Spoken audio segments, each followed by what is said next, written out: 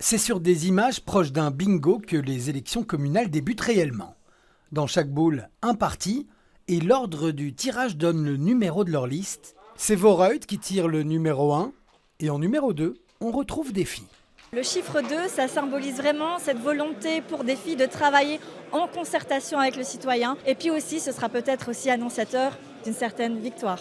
Un petit peu plus loin, on retrouve le Parti socialiste qui aura le numéro 5. C'est aussi le symbole de la main tendue.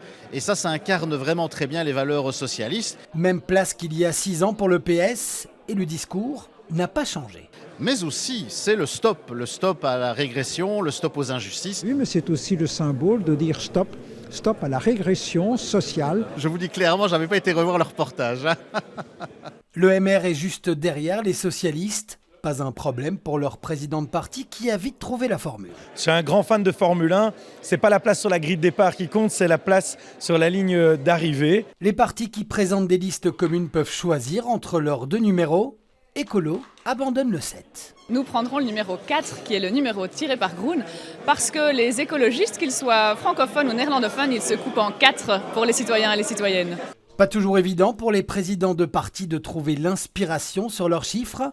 Parfois, il suffit de l'incliner de 90 degrés. Le 8, c'est le chiffre de l'infini et donc c'est à l'image de notre infinie détermination pour gagner ces élections et servir au mieux les Bruxelloises et les Bruxellois au lendemain du 13 octobre. Enfin, le dernier parti tiré au sort aura le chiffre 13.